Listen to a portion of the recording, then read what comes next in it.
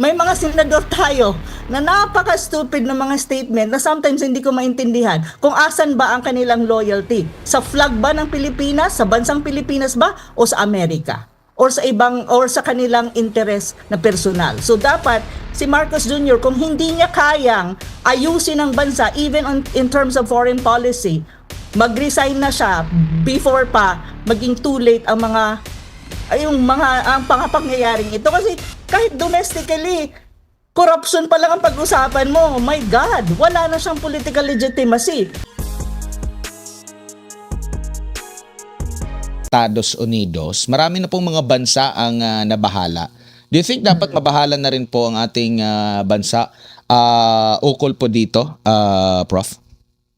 Okay, when you talk about the Philippines naman, kasi US ally tayo, ang sa akin naman, when you talk about kung may impact ito sa ekonomiya or let us say sa, kasi natanong din ako kanina kung may impact daw ito sa oil. So far naman, I don't think na may direct impact. Kasi hindi naman tayo nag-import ng oil sa Venezuela. I think it's on the Middle East pa. Ngunit kung at ang itatanong nyo sa akin ay kung geopolitically speaking, may impact ba or may lessons learned ba ang Pilipinas na makukuha, especially under a Marcos Jr. government? Yes. I think dapat isipin natin ngayon ang nangyayari sa Venezuela at ang mga nangyari pa sa ibang bansa na kung saan ginera at in-invade at ng United States unilaterally speaking at ano yung impact nito na ibig sabihin walang pakundangan na paglabag sa international law. So sa Pilipinas siguro, ang lessons learned natin is probably Marcos Jr. should think about this and try to recalibrate his foreign policy. No? Kasi medyo nakakabahala ang ganitong mga pangyayari kasi ang justification nila is about drugs but actually ang totoong dahilan niyan is about natural resources and that's oil, and not only oil actually, it's iron ore at the same time. Sa Pilipinas, ang interest ng Amerika is ang ating teritoryo para sa kanilang binabalak na military intervention or military escalation dyan sa Taiwan Strait. And that is something that we have to be very worried about. Kasi ngayon pa lang, alam na natin, may mga nangyayari dyan sa Taiwan Strait last week na kung saan napalibot, China actually conducted the military exercises na kung saan marami nga sa Pilipinas ang nag-react. So ito siguro ang lessons learned sa atin na we need to be very careful and we need to rethink. I think Marcos Jr., since siya pa rin naman ang presidente right now, mag-isip-isip siya kung ano ba talaga ang paano niya ipoposisyon ang Pilipinas sa mga ganitong nangyayari at magkaroon siya ng pang-unawa sa mga posibleng lessons learned sa mga nangyayari sa ibang panig ng mundo tulad nitong sa Venezuela. Opo. Kanina po, 13 hours ago, nag-post po ng statement ang Department of Foreign Affairs. No? So basahin ko lamang po, Prof. No? January 5, 2026, the Philippines views with concern the evolving events in Venezuela and their consequential impact on peace and stability in the region, as well as on the rule-based international order, while acknowledging the United States' underlying security considerations. The Philippines stresses the relevant principles of international law, including the independence and sovereign equality of states, the peaceful resolution of disputes, the prohibition against the threat or use of force, and non-interference in the domestic affairs of sovereign states. The Philippines calls on concerned parties to respect international law, including UN Charter, exercise restraint to prevent escalation of conflict, restore peace and order in Venezuela, and promote safety and well-being of all the people, including the Filipinos living in Venezuela and the surrounding countries. Kung susumahin mo ba ang naging statement nitong DFA, Prof, hindi sila sumasang-ayon sa naging hakbang ng Estados Unidos? Well, kung naririnig ba ako? Sa akin Opo. kasi ganito ang impression ko dyan sa statement ng Department of Foreign Affairs natin. Well, it's in some ways, hindi siya strong condemnation dun sa invasion and arresto ng ni Maduro ng United States, no. Hindi siya strong condemnation, calibrated ang kanilang stand. Pero ang maganda lang doon, in-emphasize ng DFA na respect for international law, respect for the sovereignty of a sovereign state, at saka yung tinatawag mong non-interference in the internal affairs of a country, which is basically protected by the UN Charter. So in that sense, mayroon kang hindi siya outright na going against the United States. Calibrated ang kanyang statement, pero hindi rin siya condemnation. Unlike other countries na naglabas ng kanilang statement, strong condemnation talaga. At mababasa mo, even ASEAN countries like Malaysia, Singapore, I think, and even Indonesia, strong ang condemnation nila. Pero itong sa DFA, calibrated siya. Pero pwede na rin. Okay na rin. At least nagsalita ang DFA. Pero ang hinihintay kong magsalita is si Marcos Jr. Kasi if you look at Malaysia, it's actually Anwar Ibrahim ang naglabas ng statement, hindi ang kanilang Ministry of Foreign Affairs. So I'm waiting for Marcos Jr. to say something on this. Pero of course, I also expect na hindi siya magsasalita on this. Opo, at nababanggit nga natin no si Anwar Ibrahim ang leader po ng Malaysia. Basahin ko lang din at baka pwede natin maihabol din sa ating playback no ang naging statement nitong si Anwar Ibrahim. Ang sabi niya kasi rito, I have followed the developments in Venezuela with grave concern. The leader of Venezuela and his wife were seized in a United States military operation of unusual scope of nature. Such actions constitute a clear violation of international law and amount to an unlawful use of force against a sovereign state.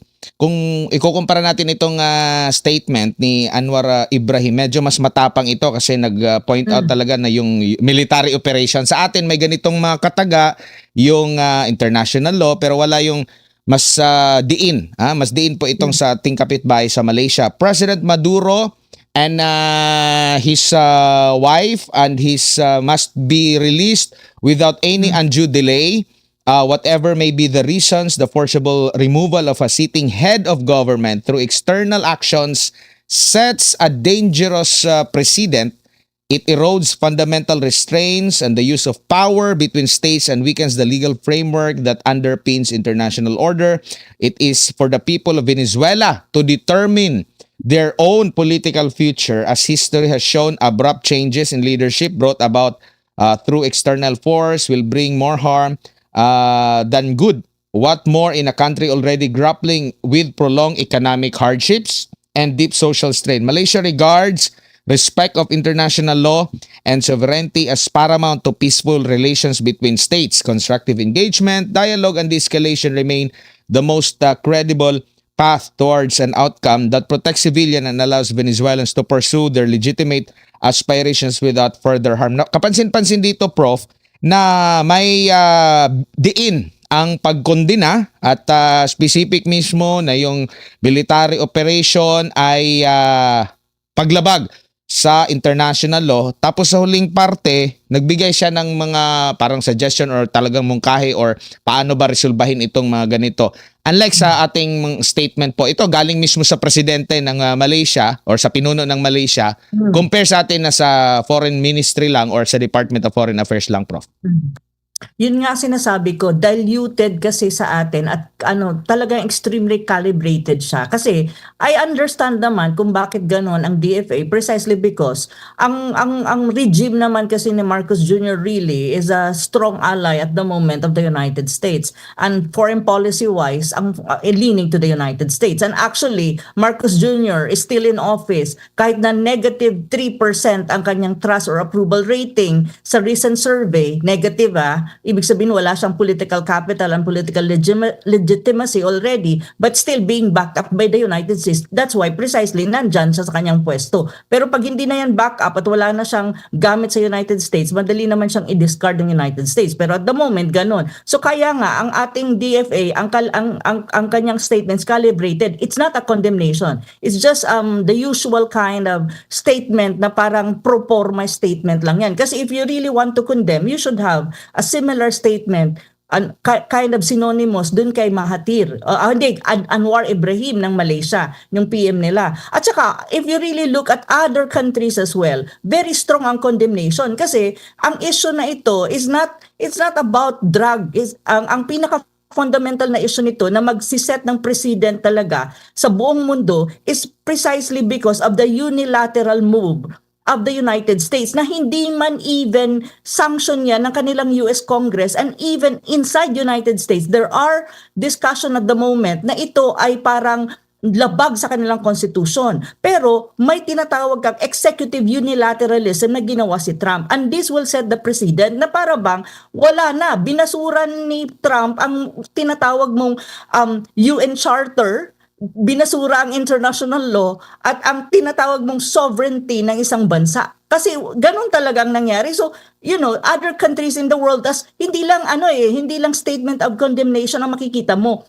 All across even in Europe at the moment, in Latin America, even some parts of Asia, even the Indians went to the streets and protest about this, because this is not just about Maduro. This is really there's a bigger picture out there. So yun yung sinasabi ko. Pero on the other hand, sa Pilipinas, I don't think Marcos Jr. will say anything about this kasi alam naman natin na US puppet din naman siya talaga. Kaya nga siya nasa pwesto is precisely because of that. And the whole Philippines at the moment is a semi-colonial regime of the United States under a Marcos Jr. government. So I would not expect him to say something, pero pwede na rin, okay na rin na nagsalita ang DFA. At least ang DFA nag-point out siya ng mga international principles na tulad ng non-interference, respect for international law.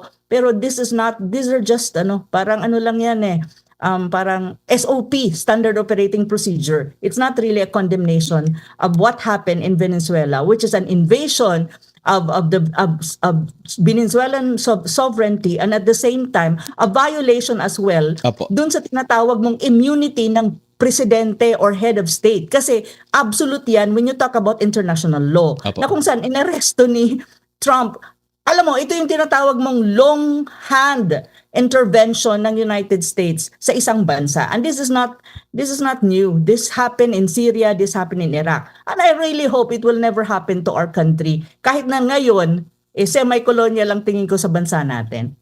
Comparison lang po, Prof, no? Tayo, pumapalag tayo sa China pag may mga barko ang China na nakapasok na sa exclusive economic zone ng bansa. Pinupuna din ng gobyerno ng Pilipinas ang China kasi daw baka sakupin na tayo yung mga teritoryo or soberanya ng Pilipinas, makompromise nga dahil sa ginagawa. Pero itong ginawa ng Estados Unidos, nagalit tayo doon sa China. Pero itong ginawa ng Estados Unidos na kinuha na yung presidente, binanggit pa kanina sa pahayag ni Donald Trump doon sa balita natin kanina. Sinabi pa niya na sila, ang Amerika, ang magkokontrol sa Venezuela. Parang mas masahol ba ito yung ginawa nila compared dito sa China? Pero hindi galit tayo sa ginagawa ng China, pero dito sa ginawa ng Estados Unidos na hinuli mo ng presidente, ikaw pa yung magkocontrol na meron pa namang mga doon, mga leader, meron na mga vice president o kung sino pa, pwede naman silang maghalal siguro doon, Prof. Tingin niyo po. Yun nga ang ito ipo-point out ko na rin kasi related yan sa tinatanong mo sa akin, yung statement nga ni Senator Kiko Pangilinan na para bang tawag nito, nagsasabi siya na yung daw yan sa South China Sea. Ang issue ng South China Sea as far as the Philippines is concerned is exclusive economic zone. It does not exclusive economic zone, it refers to sovereign rights, but that is not synonymous to sovereignty. So ang mga pinag-usapan mo dyan sa South China Sea as far as Philippines is concerned is based on UNCLOS. So, at saka ano yan dispute with other claimant states, hindi lang China ang pinag-uusapan dyan. So, sa atin, hindi ko nga maintindihan minsan mga Pilipino, bakit kayo even the likes of Senator Pangilinan na invade gagawin daw tayong probinsya ng China, when in fact, to be very frank, hindi stupid ang mga Chinese to na kunin tayong nila probinsya sa dami ng problema ng Pilipinas. Para kung ako isang Chinese, kukuha ka ng malaking bato, ipupok mo sa ulo mo. Sa sakit ng ulo sa Pilipinas, ngayon pa lang nga, domestic wise, you have a lot of problem. Corruption pa lang. Problematic na ang Pilipinas. So, yun yung sinasabi ko.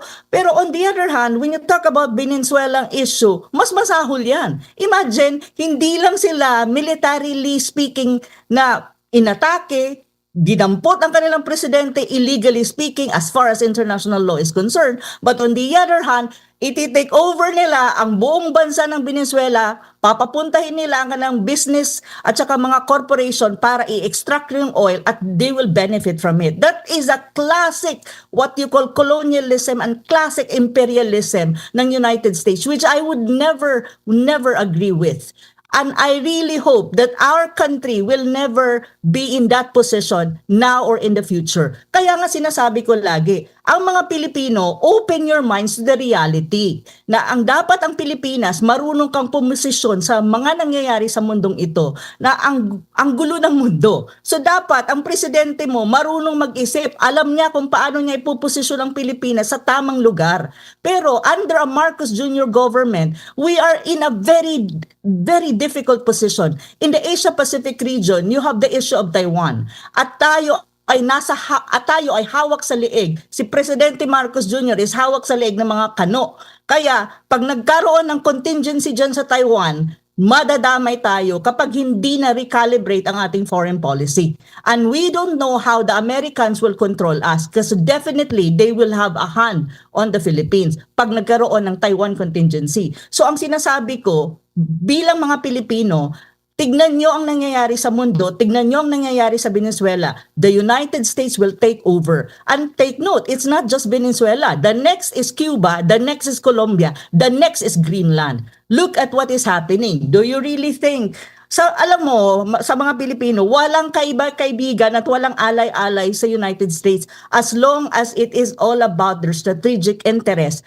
and their hegemony and their fight against the rise of China. So dapat tayo mga Pilipino, open yung mind natin sa mga ganitong pangyayari at huwag nating hahayaan na dumating tayo sa estado na magiging Venezuela tayo or magiging Ukraine ng Asia. Because this is not good for our country. As far as I am concerned as a Filipino, I will never agree with this and I will fight for my country's sovereignty as far as I am concerned. So ito yung mga lessons learned dapat na hay nako, may mga senador tayo na napaka-stupid ng mga statement na sometimes hindi ko maintindihan kung asan ba ang kanilang loyalty. Sa flag ba ng Pilipinas, sa bansang Pilipinas ba, o sa Amerika?